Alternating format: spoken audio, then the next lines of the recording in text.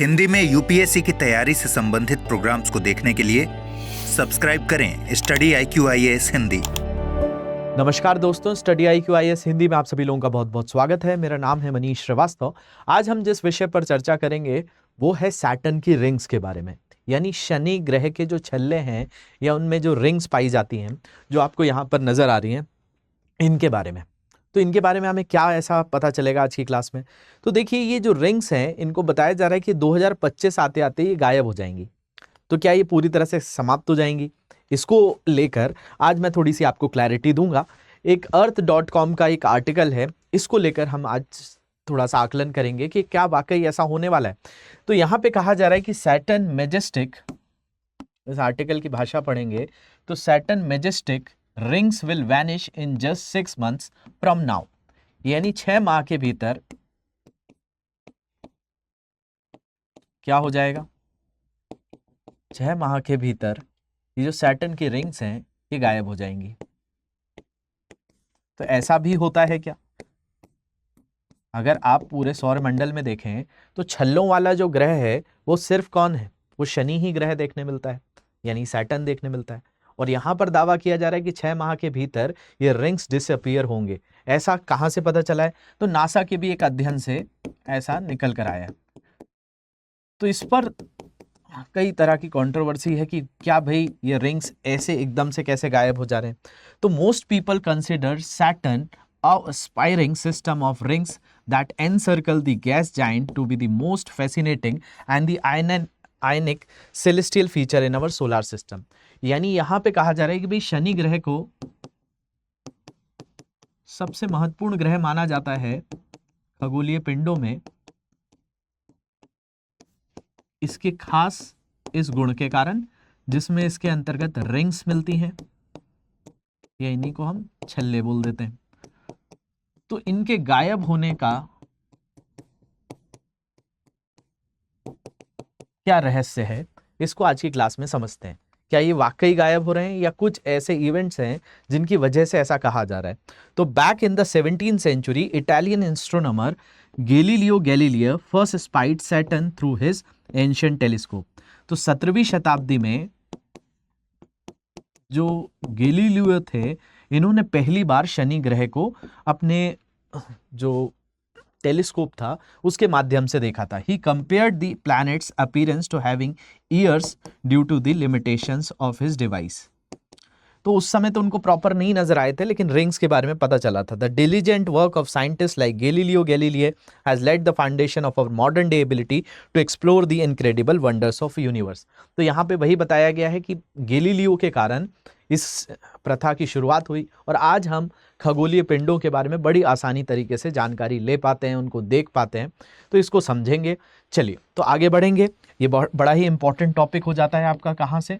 तो ये GS paper 1 में ज्योग्राफी वाले हिस्से से जुड़ा हुआ है, भूगोल वाले हिस्से से जुड़ा हुआ है, और भूगोल में भी ये फिजिकल ज्योग्राफी, भौतिक भूगोल से जुड़ता है। तो इसको हम समझने का प्रयास करते हैं कि भाई ऐसी क्या घटना हो रही है जिसके कारण इसकी जो रिंग्स हैं, मैजेस्टिक रिंग्स जो इसको खास बनाती हैं, वो यहाँ से हट जाएंगे। तो अच्छे से समझेंगे। बढ़ने से पहले आप लोगों के लिए इन्फॉर्मेशन ये है कि आप हमारे साथ अगर आपके फाउंडेशन बैच को प्रिपेयर करना चाहते हैं और यूपीएससी की तैयारी में जितने आपके बेसिक कॉन्सेप्ट हैं उनको बेहतर करना चाहते हैं, तो आप प्रतिज्ञा प्लस बैच का हिस्सा बन सकते हैं। आज इसमें जुड़ने की अंतिम तारीख है। ये बैच आपको बहुत सारी चीज़ें प्रदान करता है, जैसे इसमें एक सिलेक्शन बॉक्स होता है जिसमें 18 बुक्स का सेट आपके घर पर डिलीवर होता है। इसके अलावा इसमें वीकली टेस्ट हैं, आपको 37 टेस्ट देने का मौका मिलता है जो हर संडे होंगे। जैसे अगले 8 तारीख को आने वाले संडे को आपको सबसे पहला टेस्ट देने मिलेगा और 18 मई 2025 तक आप लगातार 37 बार टेस्ट दे पाएंगे।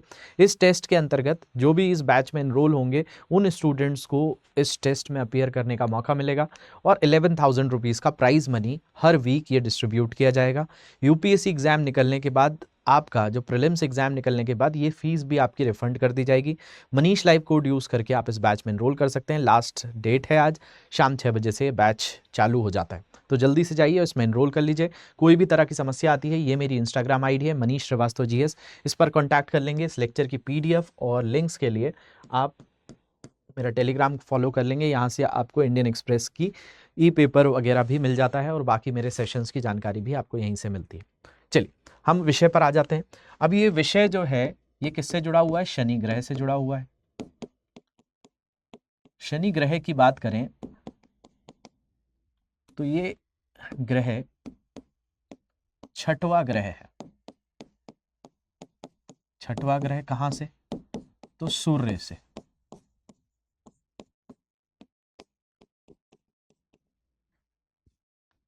जिसमें सबसे पहले बुध ग्रह हम देखते हैं, सूर्य है ये, और सूर्य के ही नजदीक आपको क्या मिलेगा? बुध मिलेगा, जिसको आप मरकरी कहते हैं। फिर जो दूसरा ग्रह है उसका नाम वीनस है, जो शुक्र ग्रह है, और शुक्र के बाद पृथ्वी आ जाती है,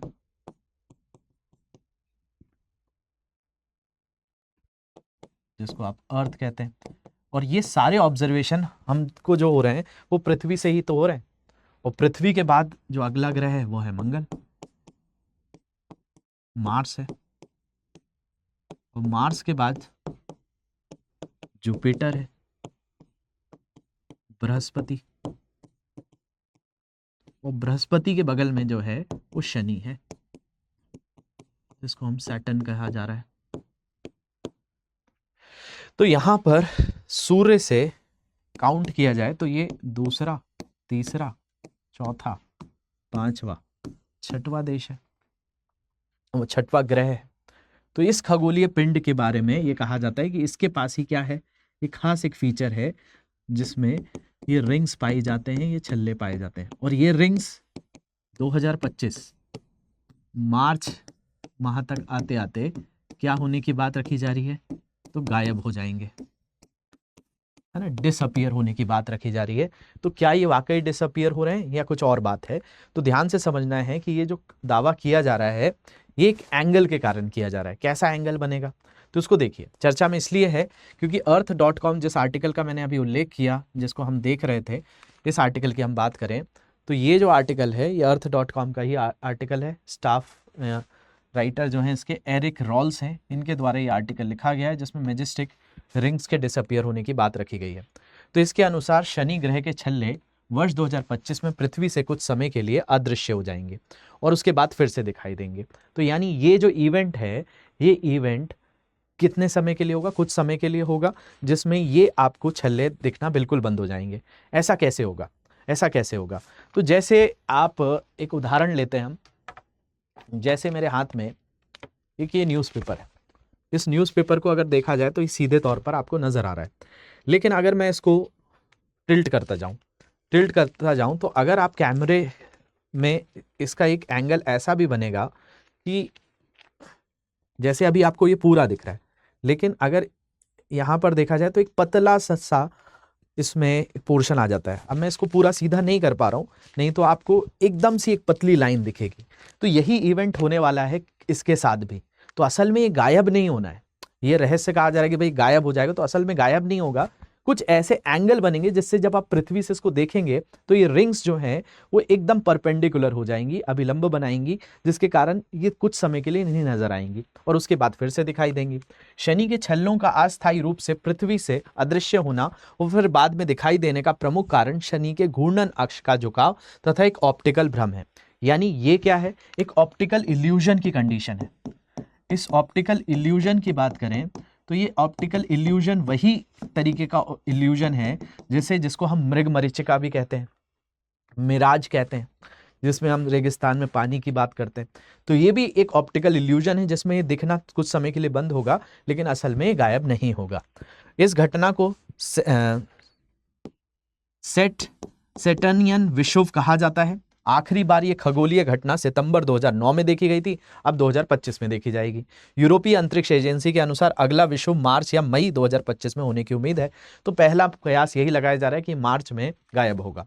तो कुछ इस तरह की स्थिति देखिए, अभी आपको ऐसी नजर आ रही है, कुछ समय बाद ये ऐसी होगी और फाइनली एक ऐसी स्टेट होगी जिसमें ये रिंग एकदम से पतली हो जाएगी पृथ्वी से देखने पर। ऐसा नहीं है कि यहां पर जाएंगे तो यहां पर भी ना दिखेगी, लेकिन ये पृथ्वी ग्रह से देखने पर कुछ ऐसी इस तरह से नजर आएगी। तो ये घटना है, ऐसा नहीं होगा ये कंप्लीटली डिसअपियर होगी। अब इसके बारे में थोड़ी सी हम बात कर लेते हैं शनि ग्रह के बारे में। तो शनि ग्रह सूर्य से छठा ग्रह है जैसा मैंने आपको बताया, और हमारे सौरमंडल का दूसरा सबसे बड़ा ग्रह है बृहस्पति के बाद। हजारों सुंदर वलयों से सुशोभित शनि ग्रह में अद्वितीय है, और ये एकमात्र ऐसा ग्रह नहीं है जिसके छल्ले हैं जो बर्फ और चट्टान के टुकड़ों से बने हुआ है। लेकिन अन्य कोई भी ग्रह उतना शानदार या उतना जटिल नहीं है जितना कि शनि का है, इसलिए इसको इतना मतलब देखने में भी जो इसकी रिंग्स हैं वो भी बड़ी ही सुंदर लगती हैं, और दूसरा इसके अंतर्गत ये जटिल तरह की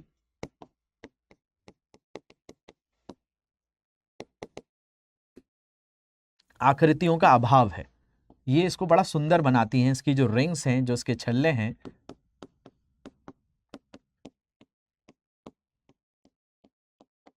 और बहुत सारे खास फीचर्स यहाँ से एनरोल करते हैं।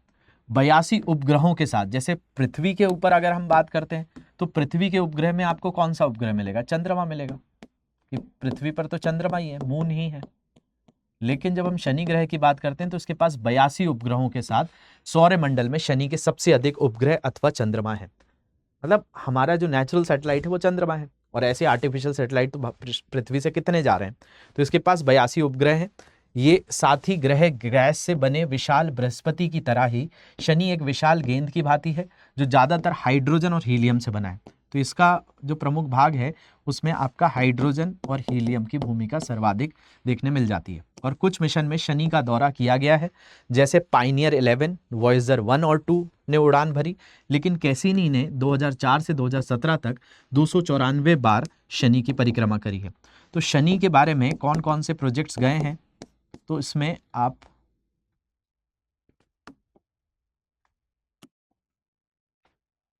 तो शनि के बारे में कौन कौन से प्रोजेक्ट गए हैं तो उनके नाम जरूर याद रखेंगे। पायनियर 11 गया है, वॉयेजर 1 गया है, 2 गया है, और आपका कैसिनी गया हुआ है।